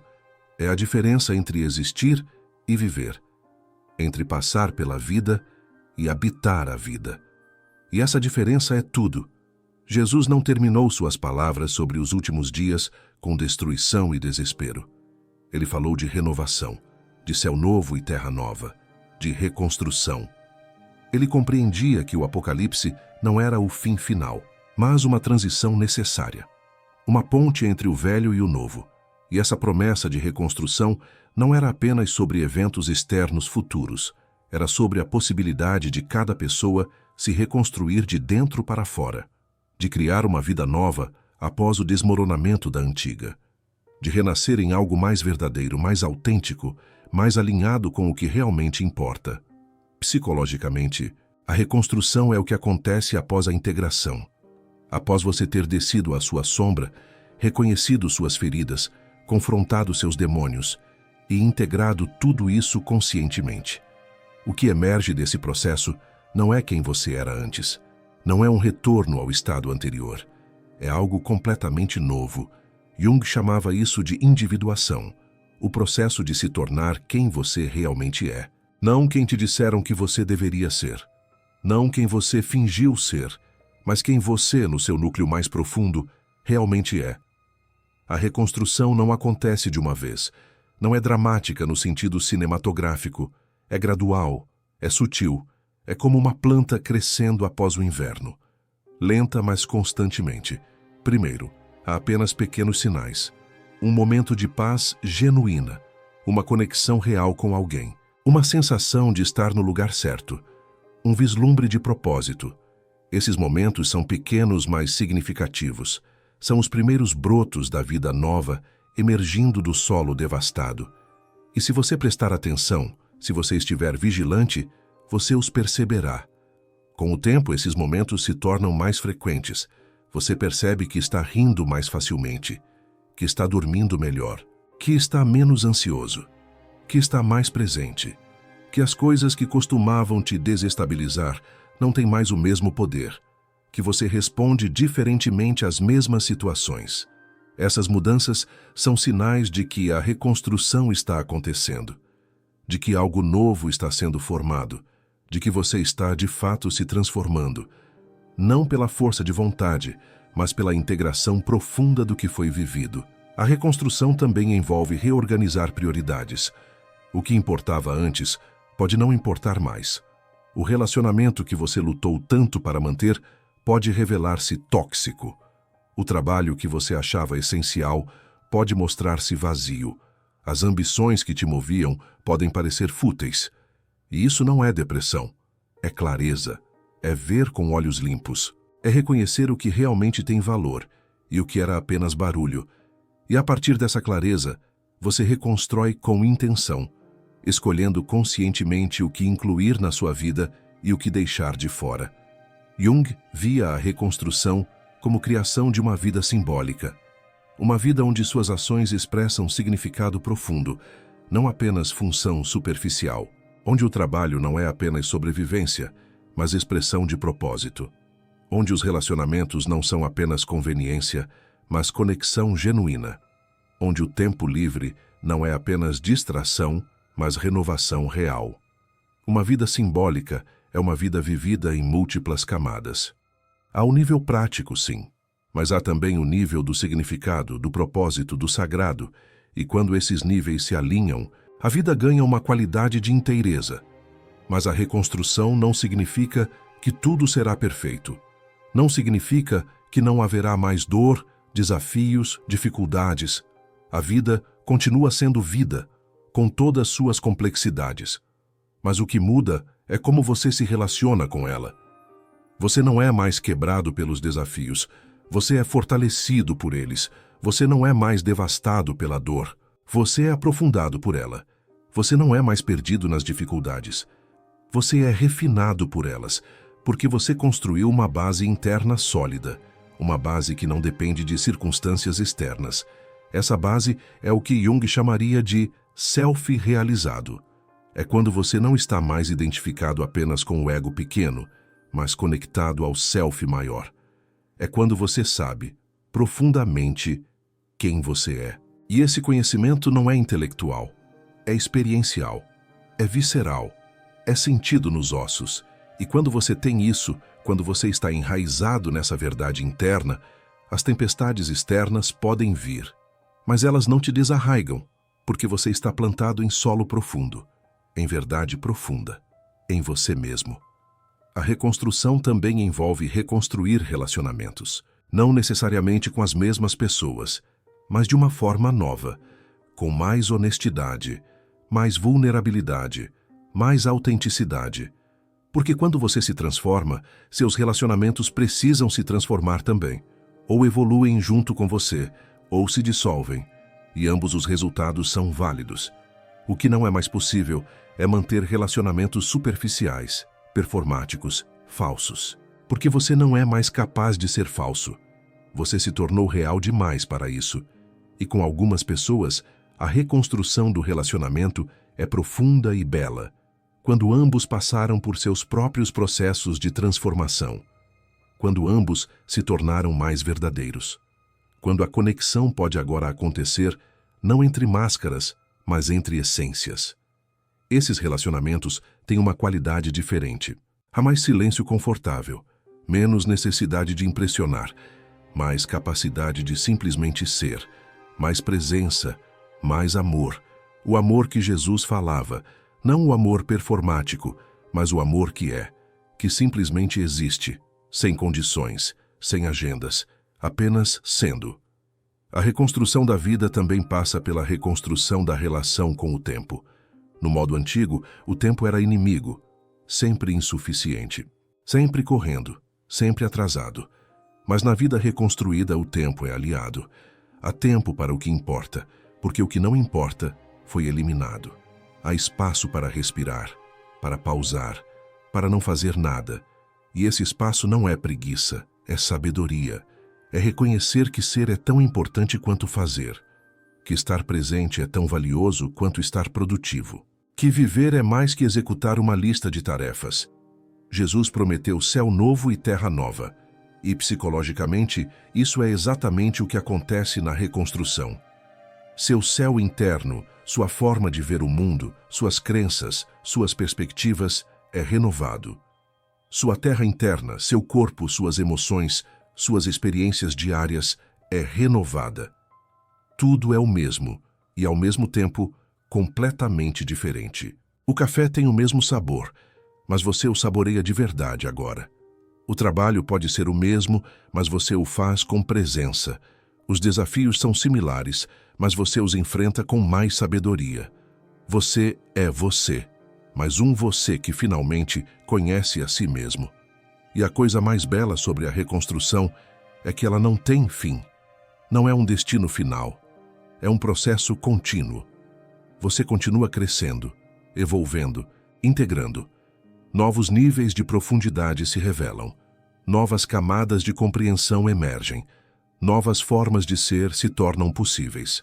A jornada não termina, mas a qualidade da jornada muda completamente. Você não está mais fugindo de si mesmo. Você está caminhando em direção a si mesmo. E cada passo, mesmo os difíceis, tem significado, tem propósito. Fazem parte da contínua revelação de quem você realmente é. Se você chegou até este ponto do vídeo, isso diz algo importante sobre você. Diz que você não está buscando conteúdo superficial ou entretenimento rápido. Você está disposto a mergulhar fundo, a enfrentar questões difíceis, a olhar para aspectos da vida e de si mesmo que muitas pessoas preferem evitar. E isso é raro. Isso é valioso. Porque transformação real não acontece na superfície. Ela acontece nas profundezas. E você está disposto a ir lá. Ao longo deste vídeo, exploramos conceitos profundos. Falamos sobre sinais apocalípticos internos, sobre frieza do coração, sobre falsos profetas que habitam a mente, sobre guerras internas, sobre a necessidade do desmoronamento, sobre vigilância, sobre reconstrução. Tudo isso é compreensão, é insight, é reconhecimento. E tudo isso é essencial, mas compreensão sozinha não basta. Insight sem ação permanece apenas como conhecimento bonito que não muda nada. E é exatamente por isso que desenvolvemos o e-book, Como Transformar Dor Emocional em Força. Porque sabemos que muitas pessoas querem dar o próximo passo, querem sair do entendimento e entrar na ação. Querem passos práticos, concretos, que possam implementar na vida real. E é isso que o e-book oferece. Não são apenas conceitos abstratos, são exercícios, processos, ferramentas que você pode usar para começar a transformação hoje mesmo. O e-book foi criado para ser o complemento prático de tudo que compartilhamos aqui. É o mapa para a jornada. É o guia para quando você sente que quer mudar, mas não sabe por onde começar. É a estrutura para transformar toda essa compreensão em mudança real. O link está fixado no primeiro comentário. E se você está pronto para esse próximo passo, esse material foi feito exatamente para você. Agora, vamos continuar explorando o que Jesus disse sobre os últimos dias e como isso se conecta profundamente com o processo de transformação psicológica que Jung tão brilhantemente descreveu. Em meio a todos os sinais apocalípticos que Jesus descreveu, em meio ao caos, às guerras, aos falsos profetas, há algo que ele cultivava profundamente: o silêncio. Ele se retirava para lugares desertos, subia montanhas sozinho, passava noites em oração. E esse recolhimento não era fuga, era necessidade. Era o reconhecimento de que no silêncio algo essencial acontece, algo que não pode acontecer no barulho. No silêncio, o coração descongela. No silêncio, as vozes falsas perdem força. No silêncio, o verdadeiro se revela. E em uma época de ruído constante como a nossa, o silêncio tornou-se revolucionário. A sociedade moderna tem medo do silêncio, por isso preenche cada espaço vazio com som, música de fundo, podcasts, rádio no carro, TV em casa, notificações no celular, conversas superficiais, tudo para evitar o silêncio, porque no silêncio você encontra a si mesmo. E muitas pessoas têm medo do que vão encontrar. Têm medo de encarar os pensamentos que evitaram, os sentimentos que reprimiram, as verdades que negaram. Então mantém o barulho, mantém a distração, mantém a fuga. E nessa fuga constante, perdem-se completamente. Jung compreendia o valor do silêncio profundamente. Ele via que o encontro com o self, com a totalidade do ser, acontece na quietude, não no barulho da vida social, não na agitação das atividades, mas no recolhimento, na solidão escolhida, no silêncio cultivado intencionalmente. Ele próprio praticava isso. Construiu uma torre em Bollingen onde se retirava regularmente, onde podia estar sozinho com seus pensamentos, seus sonhos, suas reflexões. E foi nesses períodos de silêncio que muito de sua obra mais profunda emergiu. O silêncio não é apenas ausência de som externo, é também aquietamento do barulho interno. A mente humana é naturalmente barulhenta. Pensa incessantemente, planeja, relembra, preocupa-se, julga, comenta. Esse diálogo interno constante é exaustivo. É como ter rádio ligado 24 horas por dia na cabeça. E a maioria das pessoas nem percebe porque nunca experimentou o contrário. Nunca experimentou o que é quando a mente se aquieta, quando o tagarelamento para, quando há, finalmente, silêncio interno. E nesse silêncio, há uma paz que não vem de circunstâncias, vem de profundidade.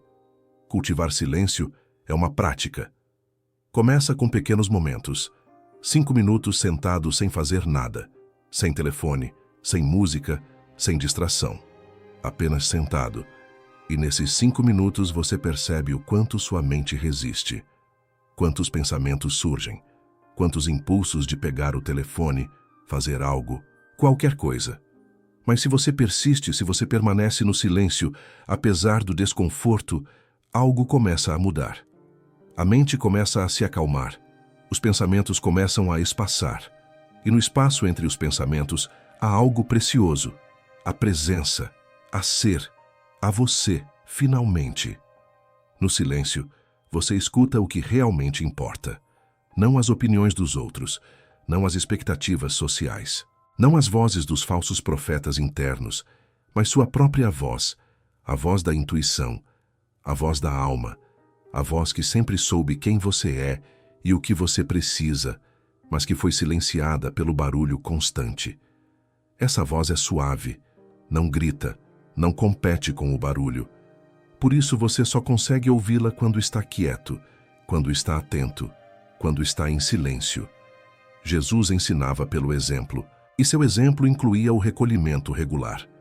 Mesmo em meio ao ministério ativo, às multidões, às demandas constantes, ele se retirava. Ele criava espaço para o silêncio. E esse silêncio não era perda de tempo. Era, na verdade, o que tornava todo o resto possível. Era do silêncio que vinha a clareza sobre o que fazer. Era do silêncio que vinha a força para continuar. Era do silêncio que vinha a conexão com o sagrado. Sem o silêncio, tudo o mais seria apenas ativismo sem profundidade, movimento sem significado. Jung falava sobre o processo de imaginação ativa, uma prática que acontece no silêncio. É quando você se aquieta e permite que imagens, símbolos, intuições surjam do inconsciente. Não é fantasiar ativamente, é receptividade ativa. É criar um espaço interno onde o inconsciente pode se comunicar. E nessa comunicação há sabedoria, há orientação, há insights que o pensamento racional nunca alcançaria. Mas para que isso aconteça, é necessário silêncio, necessário tempo, necessário presença. Não é algo que se pode fazer enquanto checaca o celular ou ouve música. O silêncio também cura. Quando você está em silêncio, o sistema nervoso finalmente pode relaxar. O modo de luta ou fuga pode desativar. O corpo pode entrar em estado de restauração. É no silêncio que a cura profunda acontece. Não a cura superficial de sintomas, mas a cura profunda de causas. Porque no silêncio, você pode finalmente sentir o que estava evitando sentir. Pode processar o que estava empurrando para baixo. Pode integrar o que estava fragmentado. E essa integração, esse processamento, essa permissão para sentir, isso é cura. Mas o silêncio precisa ser escolhido. Não adianta ser forçado. Não adianta ser usado como mais uma tarefa na lista de autoaperfeiçoamento. O silêncio verdadeiro vem de reconhecer a necessidade dele, de perceber que você não pode continuar no barulho constante sem se perder, de escolher conscientemente, criar espaços de quietude na vida. Pode ser de manhã cedo, antes que o dia comece. Pode ser à noite, depois que tudo se aquieta. Pode ser em caminhadas sozinho. Pode ser em momentos de contemplação. O formato importa menos que a intenção. E quando você pratica silêncio regularmente, algo interessante acontece. Você percebe que passa a ter menos necessidade de barulho externo, que consegue estar consigo mesmo sem desconforto, que a própria presença se torna suficiente, que você não precisa estar constantemente estimulado, distraído, entretido. Você pode simplesmente ser, e nesse ser, nesse existir sem fazer, há uma qualidade de vida que é impossível no modo de constante atividade. Há profundidade, há presença, há paz. Jesus sabia que os últimos dias seriam barulhentos, cheios de vozes competindo por atenção, cheios de distrações, cheios de urgências artificiais. E ele sabia que no meio desse barulho, as pessoas se perderiam. Perderiam a si mesmas, perderiam a conexão com o sagrado, perderiam o sentido. Por isso, o silêncio era tão crucial. Era o antídoto ao caos. Era o lugar onde a conexão podia ser restaurada, onde o coração podia ser aquecido novamente, onde a verdade podia ser ouvida. E esse ensino permanece válido, talvez mais válido agora que nunca. Chegamos ao cerne de tudo que Jesus estava dizendo sobre os últimos dias. E o cerne é este: o fim não é punição. O fim é libertação. Quando o falso desmorona, quando as ilusões se dissolvem, quando as máscaras caem, o que resta é o verdadeiro. E o verdadeiro, por mais nu e vulnerável que seja, é infinitamente melhor que o falso, por mais confortável que ele pareça.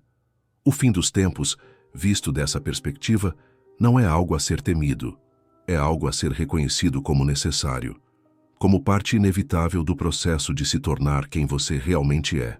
Jung via toda crise como oportunidade de crescimento.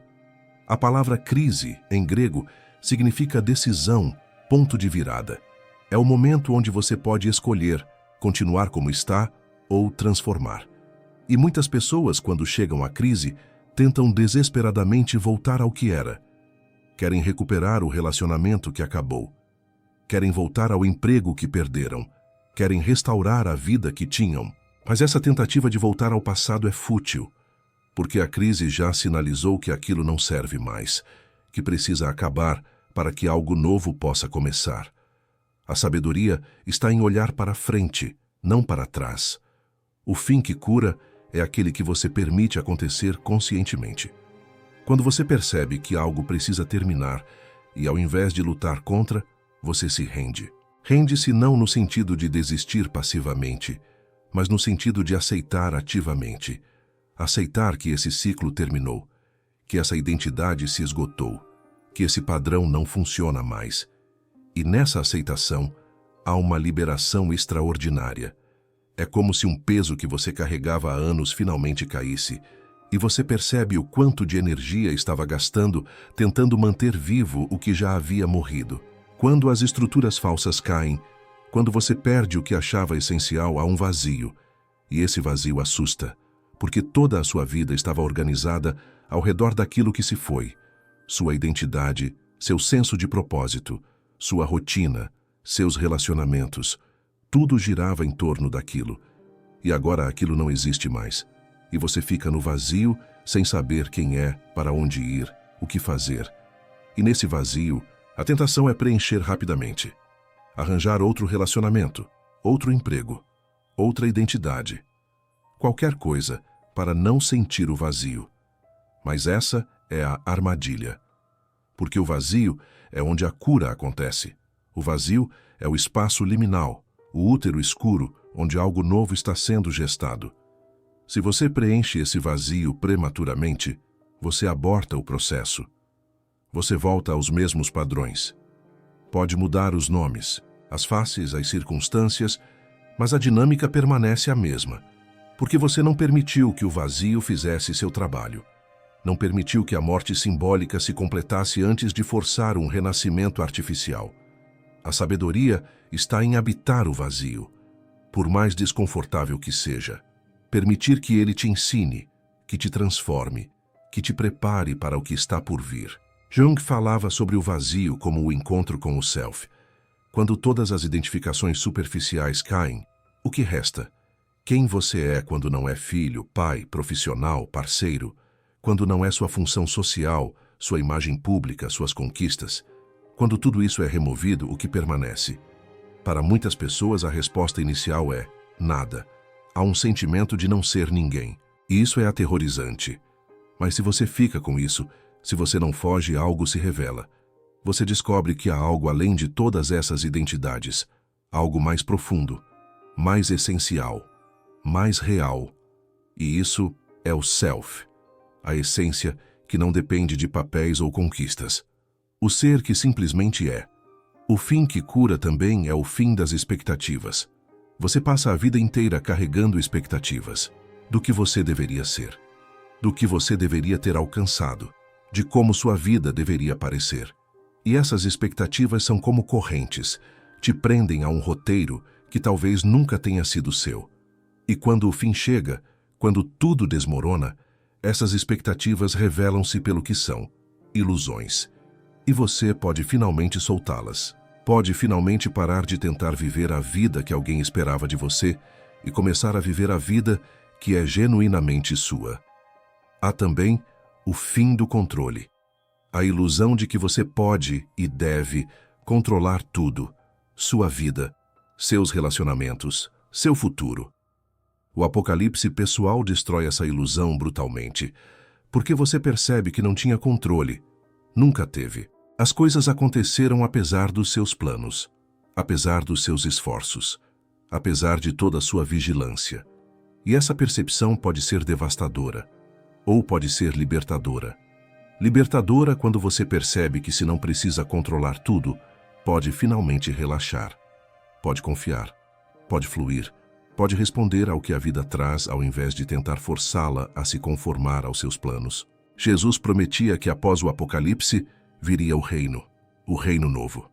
E psicologicamente, esse reino é o estado de integridade.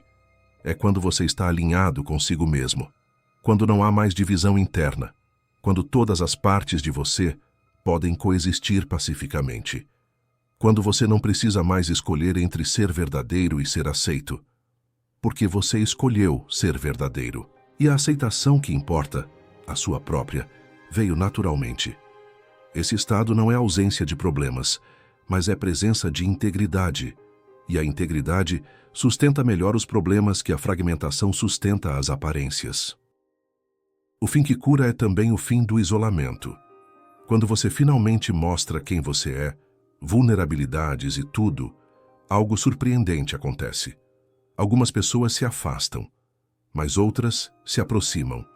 E as que se aproximam, aproximam-se do verdadeiro você, não da máscara. E essas conexões têm uma qualidade diferente. São profundas, autênticas, sustentadoras. Você percebe que estava se sentindo sozinho, não pela falta de pessoas ao redor, mas pela falta de verdade nas conexões.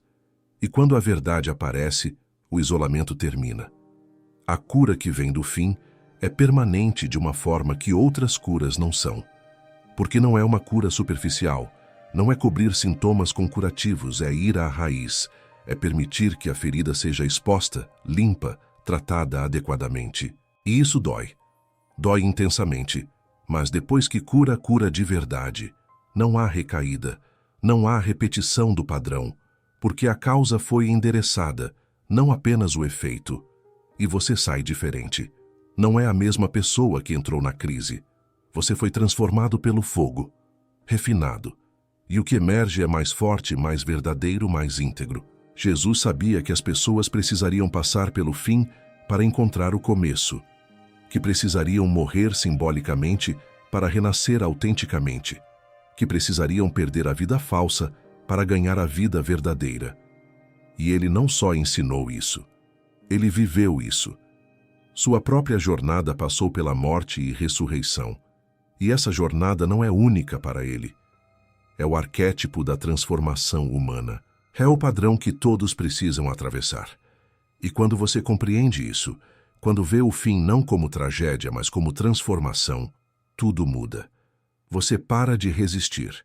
Você começa a colaborar. E nessa colaboração com o processo de morte e renascimento, você finalmente se torna quem sempre foi destinado a ser.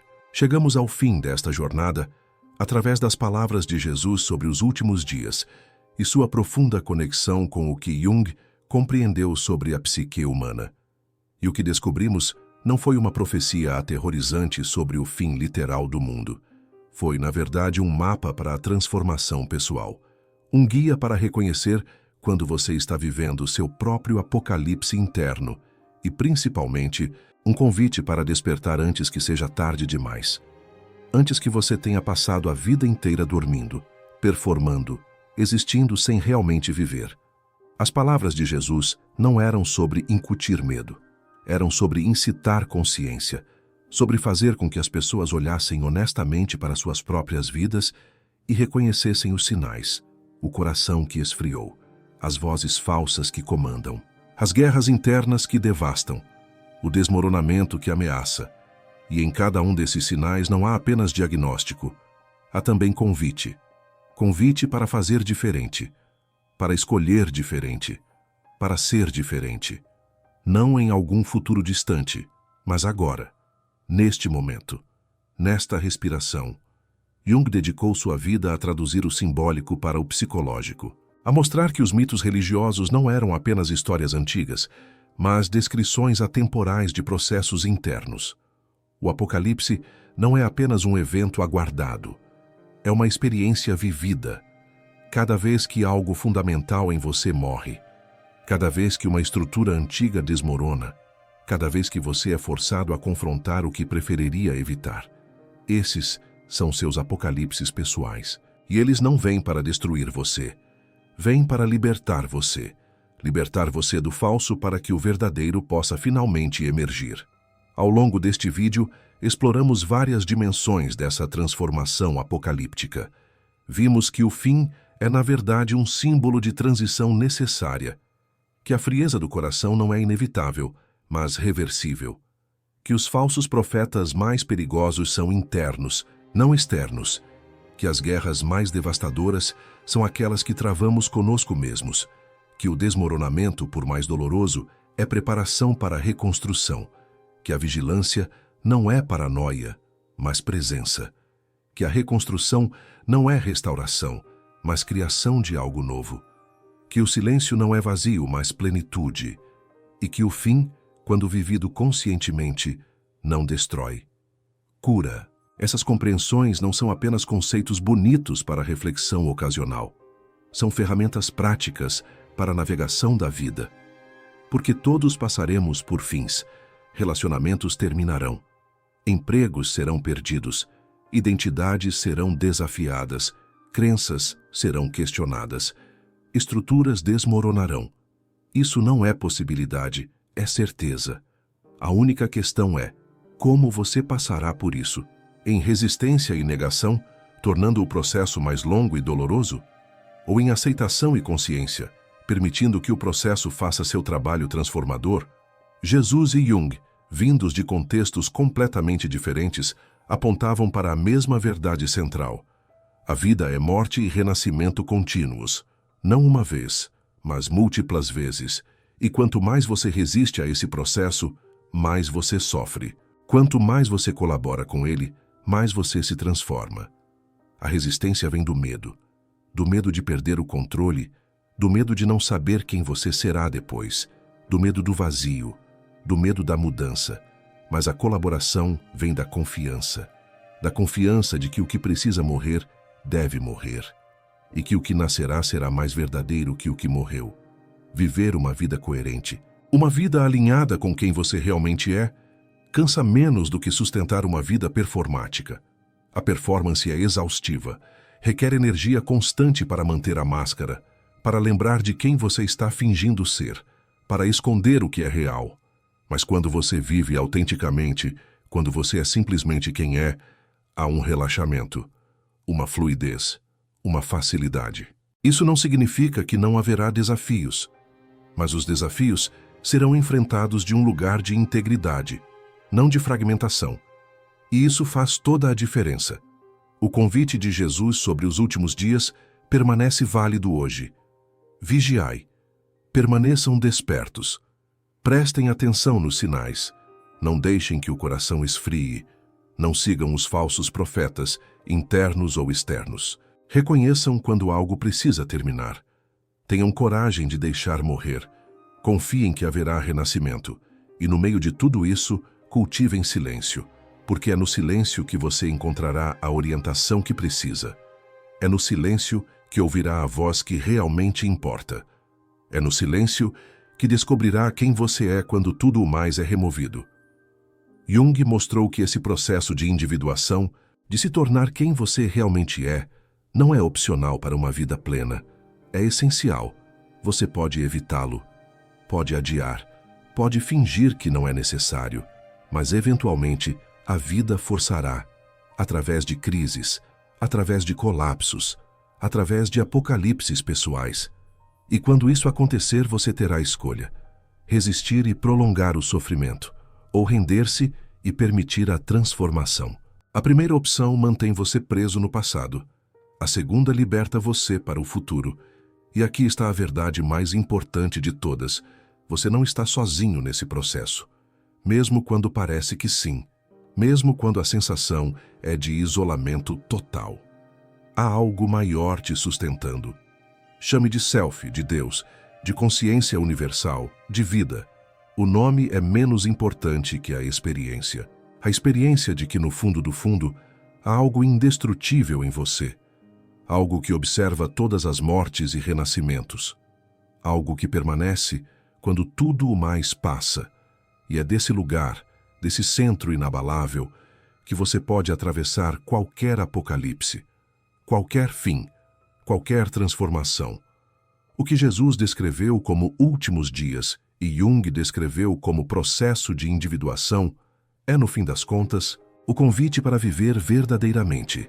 Não a vida que te venderam, não a vida que te impuseram, mas a vida que é genuinamente, autenticamente sua. E essa vida não virá facilmente.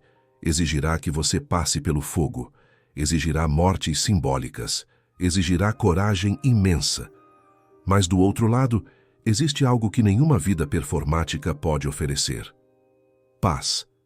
Não a paz das circunstâncias ideais, mas a paz da integridade. A paz de quem finalmente parou de fugir de si mesmo. A paz de quem finalmente chegou em casa. Em si mesmo. Então que este vídeo seja mais que informação. Que seja inspiração. Inspiração para olhar honestamente para a sua própria vida. Para reconhecer os sinais de que algo precisa mudar. Para ter coragem de deixar morrer o que precisa morrer. Para habitar o vazio sem pressa de preenchê-lo. Para reconstruir com intenção. Para cultivar silêncio. Para permanecer vigilante. Para viver verdadeiramente. Porque no fim das contas, não importa quanto tempo você vive, importa o quanto você viveu de verdade. E viver de verdade é viver despertado, presente, inteiro, você mesmo. Se este conteúdo ressoou com você, se algo aqui tocou em alguma verdade que você já sabia, mas não conseguia expressar, deixe um comentário. Compartilhe o que mais impactou você neste vídeo. Às vezes, o simples ato de colocar em palavras o que você está sentindo já é parte do processo de cura. E quando você compartilha, você também ajuda outras pessoas que estão passando pelo mesmo. Você cria conexão. E conexão verdadeira é um dos antídotos mais poderosos para o isolamento que tantos sentem. Se este vídeo foi útil, se você acha que outras pessoas poderiam se beneficiar dessas reflexões, curta. Porque o algoritmo pode parecer uma coisa fria e mecânica, mas no fim ele responde ao que as pessoas valorizam. E quando você curte, quando você interage, você está sinalizando que este tipo de conteúdo profundo, que vai além do superficial, importa. E isso ajuda para que mais pessoas possam encontrar este espaço, para que mais pessoas possam ter acesso a reflexões que podem genuinamente transformar. Inscreva-se no canal e ative as notificações se você quer continuar nessa jornada de autoconhecimento e transformação. Porque aqui continuaremos explorando os caminhos da psique humana, os processos de cura e integração, as pontes entre sabedoria antiga e psicologia profunda, sempre com seriedade, sempre com profundidade, sempre com o compromisso de ir além do óbvio. Este é um espaço para quem está disposto a olhar para dentro. E se você está aqui até agora, você já demonstrou essa disposição. Obrigado por ter assistido até o final. Isso diz muito sobre você. Diz que você não se contenta com respostas fáceis ou conforto superficial. Que você está em busca de verdade, mesmo quando ela é desconfortável. Que você tem coragem de olhar para os próprios apocalipses internos e reconhecê-los pelo que são. Oportunidades de transformação. Continue nessa jornada. Continue cultivando consciência. Continue tendo coragem de ser verdadeiro. E lembre-se, você não está sozinho. Há uma comunidade inteira de pessoas trilhando esse mesmo caminho. E juntos, passo a passo, estamos todos nos tornando mais inteiros, mais verdadeiros, mais nós mesmos.